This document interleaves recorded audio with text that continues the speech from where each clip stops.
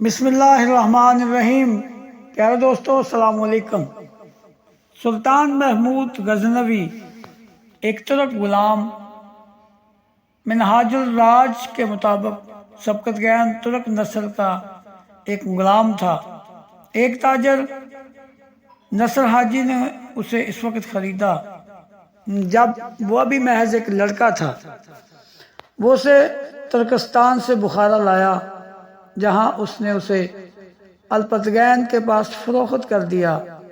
سبکتگین نے الپتگین کے دیگر غلاموں کے ہمراہ تعلیم حاصل کی اور ہتھیاروں کے استعمال کے بارے میں پڑھا۔ وہ پہلے پہل اس بادشاہ کی ملازمت میں نجی گھڑ سوار تھا۔ نہایت طاقتور اور پھرتیلا ہونے کے باعث جنگل میں اس کے لیے شکار کیا کرتا تھا۔ اوائل عمری میں ہی اس پر مستقبل کی عظمت کی جھلک نظر آ رہی تھی۔ اس کا سرپرست اس کی صلاحیتوں کو بہت سراہتا اور بہت سی عسکری مہمات کے سلسلہ میں اس پر بہت اعتبار کرتا تھا۔ اس نے جلدی ہی اسے فوج میں اہم عہدوں پر فائز کر دیا۔ آخر کار غزنی میں شاہی اقتدار حاصل کرنے کے بعد اس نے اپنے حمایتیوں کو امیر الامر، امراء اور وکیل المطلق کے خطاب سے نوازا۔ سبکتگین نے اقتدار حاصل کرنے کے بعد ناصر الدین کا لقب اختیار کیا۔ وہ خود کو امیر کہتا تھا۔ قندھار کو مطیع کرنے اور اپنی سلطنت میں شامل کرنے کے بعد اس نے زابلستان کے دارالخلافہ بست کے قلعہ پر قبضہ کر لیا۔ وہاں اس کی ملاقات مشہور زمانہ ابو الفتح سے ہوئی، جنہیں ان کے علم و فضل اور ذہانت کے باعث اس نے اپنا مصاحب خاص بنا لیا۔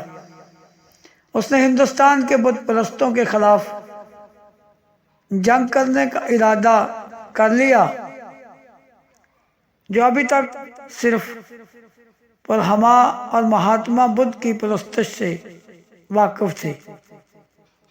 اس وقت پنجاب پر ہسپال کے بیٹے جے پال کی حکومت تھی، جس کا علاقہ ایک طرف سے دریائے سندھ سے لغمان اور دوسری جانب کشمیر سے ملتان تک پھیلا ہوا تھا۔ 977 میں ایک بہت بڑی فوج کے ہمراہ مشرق کی جانب پیش قدمی کرتے ہوئے اس نے بہت سے قلعے تسخیر کیے، مسجدیں تعمیر کرانے کا حکم دیا اور بہت سا مال غنیمت لے کر غزنین واپس لوٹا۔ سبکتگین ایک ایسا بادشاہ تھا جس میں غیر معمولی شجاعت اور ہوشمندی کے علاوہ مساوات اور اعتدال پسندی بھی بدرجہ تاہم موجود تھی۔ اس کا وزیر ابو العباس فضل تھا، جو حکومت کے معاملات کو بڑی ذہانت اور قابلیت سے نپٹاتا تھا۔ معاصر الملک کے مصنف کے مطابق سبکتگین کے بیٹے محمود غزنوی نے اپنے باغ میں نہایت عالیشان گھر تعمیر کروایا اور ایک پرتکلف دعوت میں اپنے والد کو مدعو کیا۔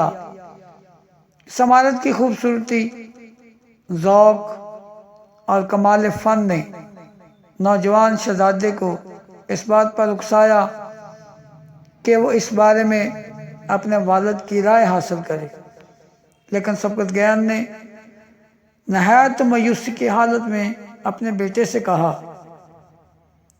کہ اس نے اسے محض ایک کھلونے کی مانند دیکھا ہے، جسے اس کی رعایا میں سے دولت کے ذریعے سے کوئی بھی تعمیر کر سکتا تھا۔ اس نے کہا کہ ایک شہزادے کا کام یہ ہے کہ وہ شہرت کی ایسی دیر پا یادگاریں تعمیر کرے جو شان و شوکت کے ستونوں کی طرح ہمیشہ قائم رہیں، اچھے کارناموں کی طرح جو تقلید کے قابل ہوں اور اولاد ان پر سبقت لے جانے میں دشواری محسوس کرے۔ سمرقند کے شاعر نظام اور غازی نے اس بارے میں مشاہدہ کیا ہے کہ محمود غزنوی کے تعمیر کردہ سبھی عالی شان محلوں میں کسی کا ایک پتھر بھی باقی نہیں بچا، لیکن اس کی شہرت کی عمارت ابھی تک وقت پر حاوی ہے اور اس کی عظمت کی دیرپا یادگار باقی ہے۔ پانچویں سامانی بادشاہ کا ایسا ہی ایک زرخرید ترک غلام الپتگین تھا، جس کو ایک ادنیٰ محافظ کے طور پر دربار میں ملازم رکھا گیا تھا۔ وہ اپنی بے پناہ ذاتی صلاحیتوں کی بنا پر ترقی کرتا ہوا پہلے حاجب الحجاب یعنی محافظین کا کمانڈر بن گیا اور بعد میں 10 فروری 961 کو خراسان کا گورنر مقرر ہو گیا۔ کچھ ہی عرصہ بعد نیا سامانی امیر تخت نشین ہوا جس نے اسے برطرف کر دیا، لیکن اس نے اپنی خود مختاری کا اعلان کر دیا اور بلخ چلا گیا۔ سامانی امیر نے 12,000 پر مشتمل ایک فوج بھیجی جسے الپتگین نے اپریل 1962 میں شکست دے دی۔ اس کے بعد اس نے غزنی کی چھوٹی سی ریاست پر چڑھائی کی جس کا سربراہ ابو بکر لائق تھا۔ اس کا نام تو مسلمانوں والا تھا لیکن یہ مسلمان نہیں تھا، سیاسی طور پر یہ ہندو شاہیوں کا حامی تھا جن کا پایہ تخت کابل تھا اور غالباً یہ شاہ کابل کا رشتہ دار بینوئی یا سالہ بھی تھا۔ اس کا نام انوک بھی آیا ہے۔ ابو بکر اس جنگ میں فرار ہو گیا اور الپتگین کا غزنی پر قبضہ ہو گیا۔ اب وہ امیر الپتگین کہلانے لگا۔ یہاں پھر سامانی بادشاہ نے 10 یا 20 ہزار فوج سے حملہ کیا، لیکن یہ حملہ بھی پسپا کر دیا گیا۔ آسمانیوں نے اس کی حکومت کو تسلیم کر لیا۔ ادھر ابو بکر لائق بھی ابھی زندہ تھا، شاید وہ پنجاب کے ہندو شاہی حکمرانوں کے پاس کابل چلا گیا تھا جن کی حکومت کابل تک پھیلی ہوئی تھی۔ دوسرے لفظوں میں کہا جا سکتا ہے کہ پنجاب کی ہندو شاہی سلطنت اور غزنی کے ترک غلاموں کی سلطنت کی سرحدیں آپس میں مل رہی تھی۔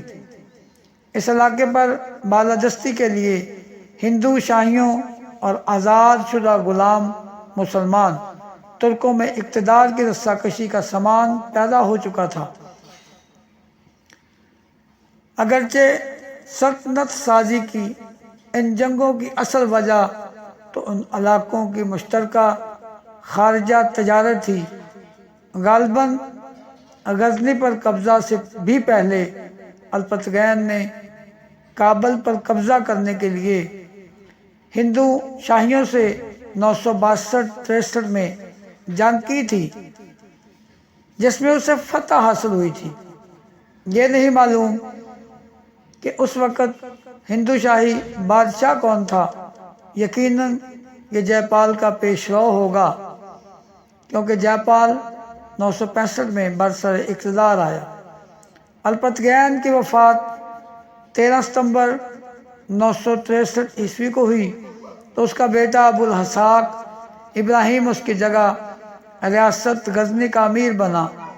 وہ کمزور اور نااہل حکمران تھا، فوجی افسروں کی باہمی لڑائیوں کو کنٹرول نہ کر سکا۔ ان حالات میں ابو بکر لائق کا بیٹا ابو علی لائق ہندو شاہیوں سے مدد لے کر غزنی پر حملہ آور ہوا۔ کیونکہ لائق خاندان ہندو شاہیوں کا رشتہ دار تھا، ابو اسحاق بھاگ کر سامانی سلطنت کے پایہ تخت بخارا چلا گیا۔ وہاں اس نے سامینیوں سے اپنے مرحوم باپ کی غلطیوں کی معافی مانگی اور ان سے فوجی امداد لے کر غزنی پر حملہ کر کے لائق کو نکال باہر کیا۔ ابو اسحاق 26 ستمبر 559 کو وفات ہو گیا تو فوجی جرنیلوں نے حکومت البتگین کے ایک ترک غلام بلقتگین کے حوالے کی۔ بلقتگین کو سامانی وزیر گائک نے دبانے کی کوشش کی اور بالآخر اس پر حملہ بھی کیا۔ فائق کی کوشش تھی کہ ترکوں کو ہمیشہ کے لیے کچل دیا جائے، لیکن بلقتگین نے الٹا اس پر حملہ آور فوج کو کچل دیا۔ وہ بہت بلند کردار کا مالک تھا اور اپنے ملک میں بہت مقبول تھا۔ اس کی وفات 569 میں ہوئی۔ بلقتگین کی جے پال سے کسی جھڑپ کا کوئی ثبوت نہیں ملتا۔ بلقتگین کی وفات کے بعد اس کا ایک غلام پریتگین غزنی کا امیر بنا۔ پریتگین بہت ظالم اور غیر مقبول بادشاہ تھا، چنانچہ لوگوں نے سابقہ بادشاہ ابو علی لائق ولد ابو بکر لائق کو، جو کہ غیر مسلم غالباً ہندو تھا، خط لکھ کر غزنی پر حملے کی دعوت دی۔ ہندو شاہیوں نے اس موقع پر لائق کی بھرپور مدد کی۔ ابو علی لائق کو کابل شاہ نے جو فوج دی، اس کی قیادت اس کا بیٹا کر رہا تھا۔ گور بخش سنگھ کا خیال ہے کہ کابل شاہ جے پال کے علاوہ اور کوئی نہیں ہو سکتا، کیونکہ اسے حکومت کرتے ہوئے 10 سال ہو چکے تھے۔ کابل اس کی حکومت میں شامل تھا۔ یہ فوجیں کابل سے غزنی کی طرف مارچ کر رہی تھی کہ غزنی کا ایک انتہائی بہادر اور لائق جرنیل سبکتگین 500 کفن بردوش مجاہدوں کو لے کر راستے میں چرک کے مقام پر اچانک ان پر ٹوٹ پڑا۔ اس اچانک حملے میں ابو علی لائق اور کابل شاہ کا بیٹا دونوں مارے گئے۔ باقی فوج حواس باختہ ہو کر بھاگ گئی۔ اس فتح کے فوراً بعد غزنی کے فوجی جرنیلوں نے پریتگین کو برطرف کر کے سبکتگین کو اپنا بادشاہ چن لیا۔ یوں الپتگین 2.5 سال، اسحاق 2 سال،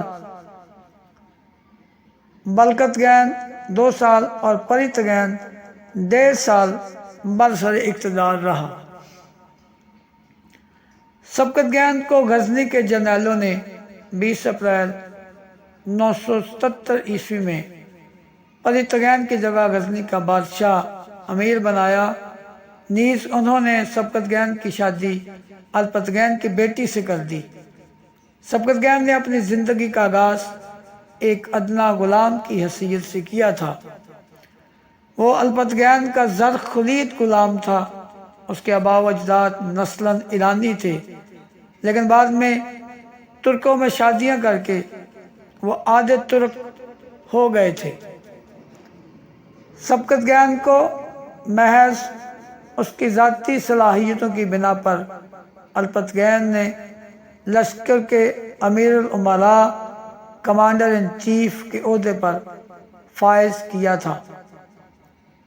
تھوڑے ہی عرصے میں اس نے غزنی کی سلطنت کو چاروں سمتوں میں پھیلانا شروع کیا۔ اسی جدوجہد میں اس نے 994 عیسوی میں مشرق خراسان میں بست کے قلعے کو فتح کیا، اور اس کے بعد اس نے فرشتہ کے بقول کسرار اور محمد ناظم کے بقول خوشدار کو فتح کیا۔ دراصل کسرار اور خوشدار سے مراد موجودہ خوزدار بلوچستان ہے، جس پر اس وقت مسلمانوں کی حکومت تھی۔ اس نے پنجاب کی سرحدی چوکیوں پر بھی حملے کیے، بخارا کو فتح کیا۔ فرشتہ کے بقول 927 ہجری 977 عیسوی میں اس نے ہندوستان پہنچ کر چند قلعے فتح کیے، اکثر جگہوں پر مسجدیں تعمیر کرائیں اور بہت سامان غنیمت لے کر واپس غزنی پہنچا۔ تو دوستو، یہ تھی آج کی خوبصورت ویڈیو۔ اچھی لگے تو لائک کرنے کے بعد چینل کو سبسکرائب بھی کر دیں۔ بیل آئیکن کو دبا دیں تاکہ ہر نئی ویڈیو آپ تک سب سے پہلے پہنچ سکے۔ تو ملتے ہیں اگلی ویڈیو میں، تب تک کے لیے خدا حافظ۔